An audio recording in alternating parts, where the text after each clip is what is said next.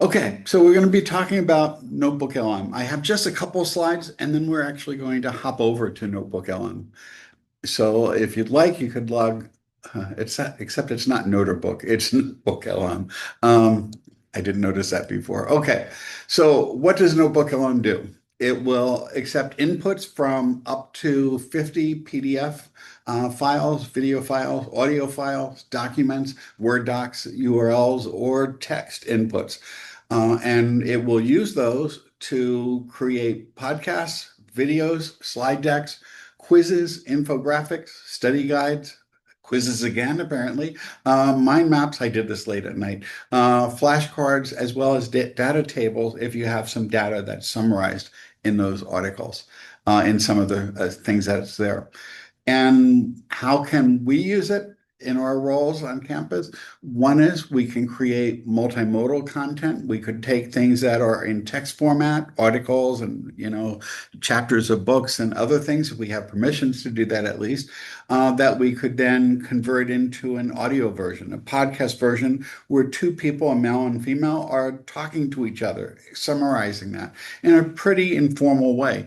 Or it could be used to create slideshows or infographics or other things that could be shared, just as another way of representing information.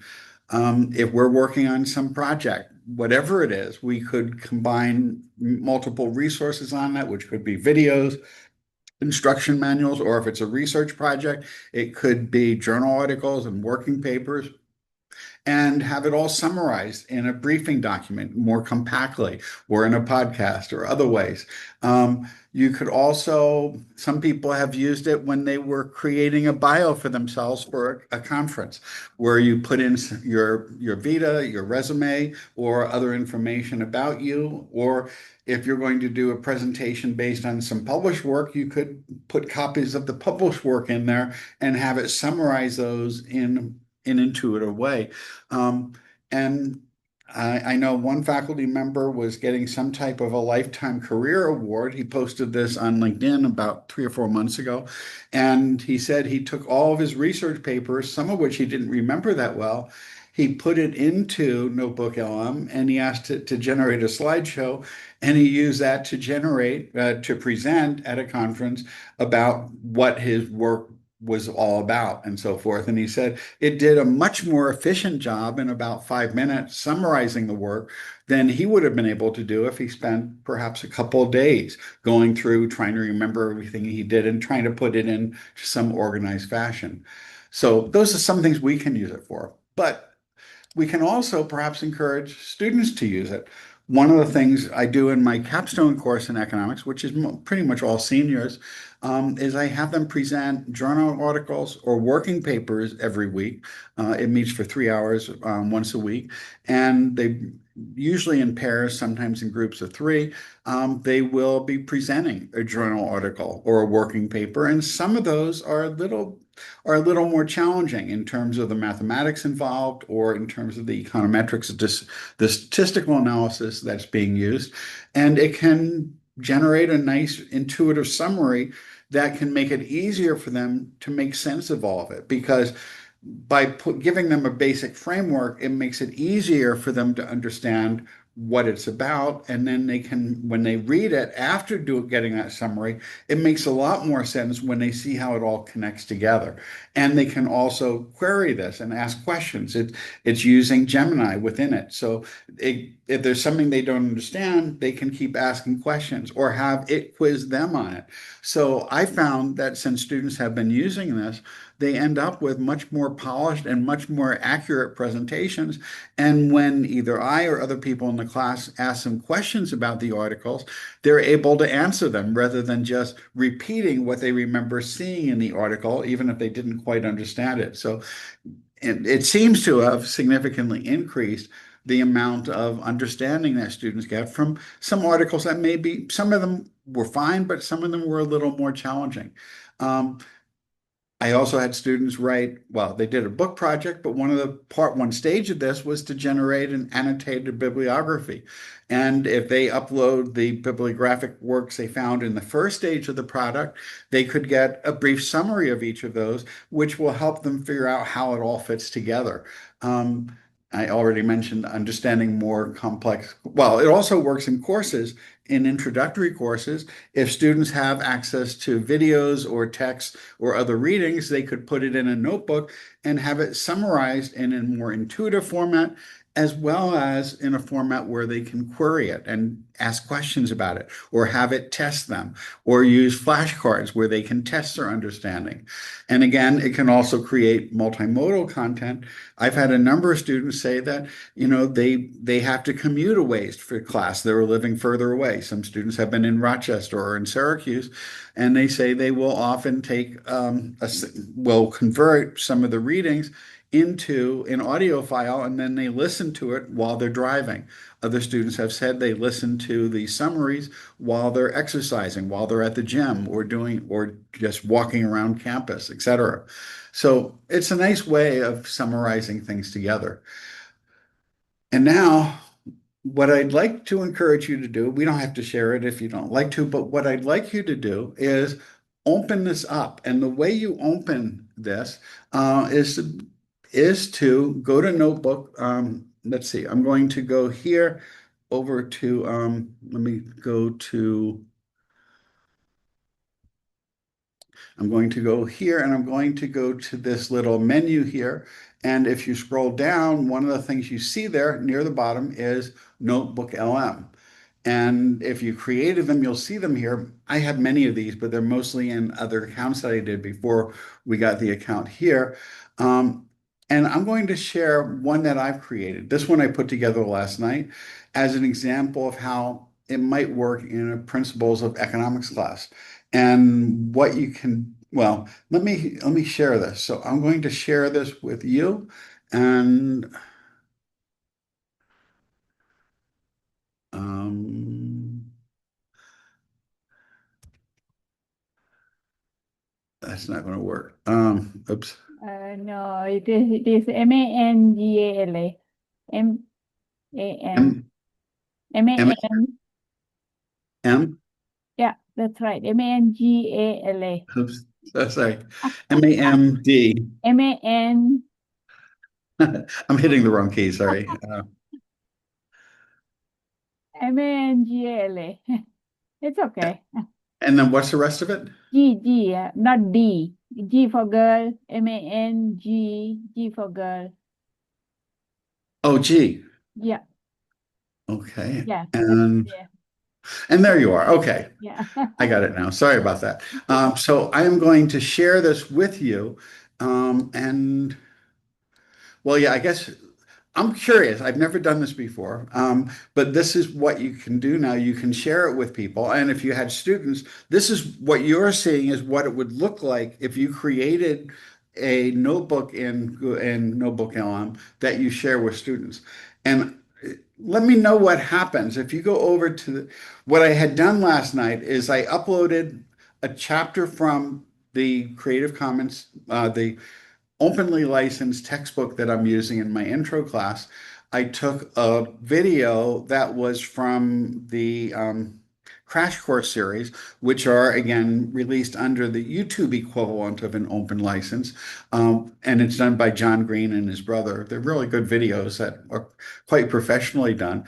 And then I also had NotebookLM do a search, and you can search using just a web search here, or you could using the web search here, or you could use Gemini with either a fast or a deep research to find articles. I let it do the deep research, and then it came up with, I think it was like 50 different websites that it could use, and it picked the top 20, and I just joined it. So this is the deep research report, which took things from the 20 most heavily cited websites on the topic. You can sort that by checking and unchecking. I just did a fairly simple thing and just accepted it all. But once you do that, once you have the materials in there, and you create a notebook and you give it a name, once you get the readings in there, And then you have all these options where this will let you do a mind map. I think I did all these below, so we can take a look. Here, when I shared it, I should have shared it with sound. So I'm going to stop the share for just a second. I'm going to share screen two again, and I'm going to do it with the sound turned on. So the sound will be recorded. And here's a little audio summary of what basic economic textbook tells you about monopoly markets. Welcome to The Oh, this Explainer. is a video. Today, I'm we're sorry. skipping the basics and jumping right into the fascinating, sometimes ruthless world of monopolies. We are going to decode the hidden architecture behind absolute market power. And look, forget what you think you know from the classic board game. We are exploring the real-world playbook of market dominance, how it mechanically works, and how it has, quite literally, altered the course of human history. So, let's kick things off with a quick thought experiment. Imagine for a second you're a top corporate executive, and your one and only mandate is to maximize profits. Wouldn't you rather have absolutely zero competition? Seriously, think about it. Business leaders absolutely love to publicly champion the virtues of fierce, free market Well, competition, it goes right? on. We don't But have to behind listen to the closed whole thing, doors, but competition is basically a margin killer. we could just, It requires some serious it does a pretty decent job. This was a video version. I forgot. I clicked on the wrong one. Economic might into hard But political it power. created Their all the strategy was images to withhold the cut. and Are we created the just watching video. a brand new chapter of And so that's one thing you can create, a video summary, a short explainer video. And then if we go back to Studio, this is what I meant to click on, the audio overview. And this is a podcast version. Oh, I generated it. I'm sorry. It's been a long week and it's really, really hot in here. And it's going to generate a new one. So that won't be available for a couple of minutes now. There was one, I accidentally asked it to generate another. The briefing document is a summary of all this material, which gives you an executive summary. But if you don't like it, you could have it give other types of summaries. So here's a nice short summary of all the major economic concepts in this set of readings. So it gives students like an abbreviated, condensed version of the chapter, which could be helpful for review purposes. And it's generally quite accurate from what I've seen, because it's only using the reports of the information that you choose to share with it.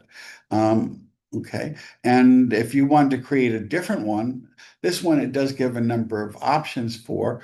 So we can go in and this would be under a report. If you choose reports, you could create your own by specifying what you want it to report on. I chose a briefing document, but you could also create a study guide, which would certainly be better for students. You could also create a blog post from all the information, and then it's loading other things. But you can always do the create your own, where you ask it to generate a report based on the prompt that you give it in terms of what information it should be summarizing, how it should be doing that, and so forth.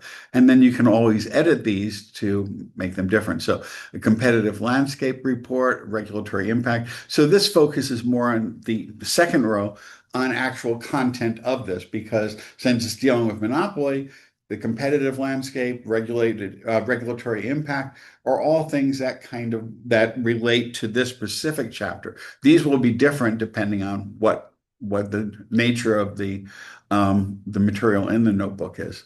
And the mind map shows you how I did it again.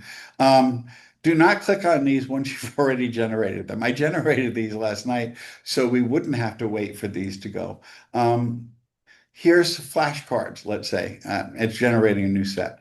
So it basically lets students test themselves. What's a pure market economy? And they're supposed to be able to answer that themselves, but then they can check it. I'm sorry, let's go back. So there it was. You see the answer by clicking on this. So it flips over and it tells you the definition. Then they could go on to the next one. and they could mark it correct or wrong and so on. So it's just a little way for students to do a little retrieval practice, some self-testing, and so on. And let's go back to the studio, and I'm just going to click on the things that have already been created. Let's see, here is a quiz on Monopoly. I hit the flashcards twice because those come through pretty quickly. So it's a little multiple choice quiz. Which of the following best describes a demand curve? And it's the same as a market demand curve because there's only one firm in the market. So we'll select that and go on to the next one. And we could make this bigger so that more of it shows up on the screen. The learner index, the price. This is a little bit more complex. I'm just going to randomly guess on one, and it turned out to be correct. It's the ratio of the difference between price and marginal cost of price. It's basically the distance of the price from the proportionate difference from the competitive price. So,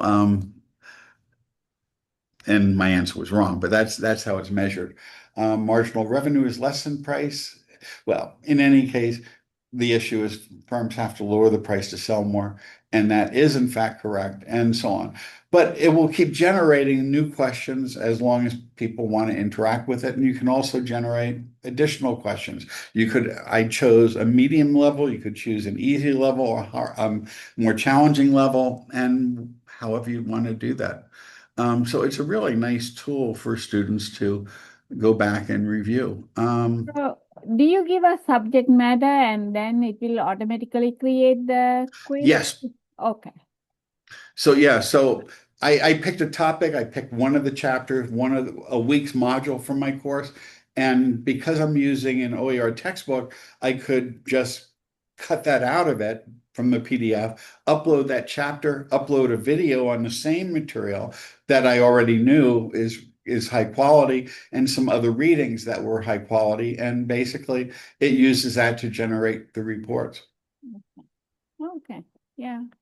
So are you able to try all these things? If you went in here, were you able to get to these resources? Uh, I didn't Or did you not actually get in try there? it yet. Yeah. So my question is, you have to have a subscription for this, or it has to be the paid version, or anybody can. No, this is the version that we all have through the SUNY As We Go account. Yeah. This is equivalent to the free personal version. Oh, okay. Okay. Okay. I didn't. So if you go in through your oswego.edu address and Yeah. you go to notebooklm.google.com, you should be able to go right to any notebooks you created. And because this one is shared with you, you should be able to enter it. I'm not quite sure what you would see because I haven't done this in terms of sharing before, but. Oh, okay. Well, okay. Let me see. What I have done is I have shared the audio, video, and slides. And let's see where the slides are. It now has, by the way, created the audio, and this is what the audio will sound like. Dealing with, very different commodities. They seem totally unrelated, I know, but they actually share one massive, history-altering thread, and that is monopoly power. The East India Company and the whole concept of King Cotton, they didn't just participate in the economy, they fundamentally shaped world history simply because they controlled the supply of something that literally everyone else desperately needed. Right, and it's a striking lens through which to view history. I mean, it really demonstrates that market structure isn't just about numbers on a ledger. No, not at all. It's about the concentration of power and, crucially, how that power is wielded. And that is exactly our mission for this deep dive. Today, we are unpacking a massive stack of economics crash courses, some historical case studies, and textbook chapters. Lots of dense material to get through. Yeah, but we are going to figure out what... But see, it's taking all that material and converting it into a 28-minute podcast. You can make them longer or shorter, and you can ask for more detail and to have it change the focus. But the default ones, where you just ask it to generate one, are pretty good. And let's see, the slide deck has that. Okay, here's a slide deck that it generated from the same material. And we can expand the viewer. And now we could play this. And here's a whole set of slides that were created from the same material. There's a lot of stuff in there, but it's not very accessible because it's all an image right now. And so there is no separate text layer. So you would have to do a lot of work converting this into a more accessible document. But the rumor, at least, is that Google is working on that. So they should hopefully in the near term be able to generate something that meets accessibility requirements. But it generates some good graphs and some good explanations. Yeah. So even though if we created this one, that the ADA accessibility, then it won't Yeah, help. we should not share this in this form. No, Oh, not yet at least. They should be getting better with that, but not. not yet. Okay. It's disappointing. But the rest of it is better because they do have a transcript with the audio file, and with the text materials, I think it is accessible. Let me see. Let me go. I can exit out from there. So like if I remember correctly, I think the flashcards are accessible, but I'm not positive. I think the quizzes are, but I'm not positive. The study guides are just text, and they do have a heading structure in them. I suspect those are accessible. If not, though, they're very likely to be within the next year or so. Oh, okay. So you could export some of these things you could share with students by just sharing the whole notebook with them. But you also have the ability to download it. So if, for example, you created a podcast, an audio file, you could just go in there and you could, what was the podcast version? Because we do have one. It's this simple. So you could go in here and ask to download it, and we'll save it as an MP3, which you could then embed in the course. And I think it has a transcript. If not, it's pretty easy to generate those with Gemini or other tools. Oh, okay. Okay. And see, and this will tell you the sources that it used. And then you could regenerate it and create a new version if you didn't like the version, or you could give it instructions to make it shorter, make it longer, focus more on these topics and less on others. And, so it's very customizable. Very interesting. I didn't try. I have to try this. But you share the screen, right? I couldn't see that. I couldn't get the shared one. You can, I can stop the share. So if you want to share your screen, we could try to see what's happening. Okay. Because I'm pretty sure I did share it. Let's see what the share says. Yeah, so it is shared with you, and you should have viewing rights. You should have gotten an email when it was shared. That's what I tried my email. I didn't see anything in my. Oh, okay, now I got it. Yeah, It may have been just a delay. Yeah. Oh, okay. Yeah, I got it. Yeah. Oh, okay. Oh, yeah. And when you share it, you could share it just with viewing rights, which is how you'd probably share it with students. But if Yeah. you're working with another faculty member on a paper, or on some sort of project, you could share it so you're both creators, where you're both able to add new materials and create other things from it. Oh, okay. Okay. Oh, So okay. when I shared it with you, I said it just as viewer rights, Yeah. so that way you should be able to see the Yeah. things that are created over Yep. here on the right. Yep. Yep. So yeah, that's perfect. Yeah. So unfortunately, there's not a link you could just share. You have to give people individual permissions to Okay. see everything. But Okay. again, you can do that just by going here and pasting in, Uh-huh. the email addresses from your class list. Or if you go into Brightspace, you could save your one grade column and make sure you include your email addresses, and then just copy that column of email addresses and paste it in and share the notebook with all the students. Okay. Okay. Yeah, that's really good. Thank you. You're welcome. Any questions? No, this is all, I have to play with this and see how it works, and then then only I will have questions. Okay, well, I'm happy to try to answer Yeah. them. Yeah. There are some other capabilities we don't yet have. Uh-huh. You could use, if you create a chatbot, a Gemini Gem, Yeah. you should be able to use one of these notebooks as the training data. So if you want to have, say, a tutorial, that should be working now. You should be able to connect to it. But you can also connect to this within Google Docs or Gmail and other things. But that part of it we do not have set up. I'm not sure if it's because the account type we have won't allow you to do that, or if it just has not been enabled on, on the Oswego side. But in theory, that could be happening in the future. Again, I'm not sure how much of it is the restrictions that we're imposing locally, and how much of it is just a restriction due to the type of academic license we have for this. Okay. Hmm. Okay. Thank you. You're welcome. Yeah. And the mind map. We didn't look at that very Oh, quickly. It is kind of neat.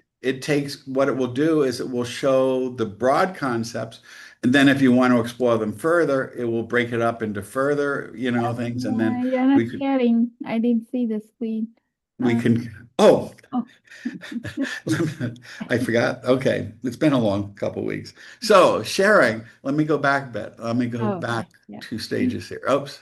Monopoly market. So if we go to the mind map, um, which is a mind map was this one right here. Mhm. So when we click on that, what it will do is it will show the main concepts that it came up with, and then let's say microeconomic mechanics. It will expand it, and then it will show, marginal revenue and marginal cost equal profit maximization. And that's where that mind map thing ends. Marginal revenue equal marginal cost. I guess it ends at that point. So let's go back. We could go to barriers to entry, and it would show different types of barriers to entry. In theory, it should. There we go. Mhm. And then we could expand these, like the natural barriers, probably including things like natural monopoly, economies of scale, et cetera. Yeah, strategic barriers. And you can see when they can be expanded by that little greater than sign at the end. Uh-huh. So it's a nice way of organize or for students to see how the information fits together. Yeah. This is easy way to them to study too, right? Yes. And again, students can create these in the same way, and it could be a really nice way of assisting with their learning. Yeah. Yeah. Really neat. Yeah. So Yeah. Okay. it's a nice tool, and I think there's a lot more we can do with it than most people have yet. But students are using them in various ways, and or at least the students who are aware of it are using it, because I'm hearing from more and more students about how they've been using NotebookLM. One of the most popular ways is to create the audio summaries. Oh, okay. Yeah, this is perfect. Okay, thank you. Thank you, John. Okay, well, thank you. And if you have any questions, let me know. Yeah. Okay. Okay, have a good Have a day. good one. Yep. Bye-bye. Bye.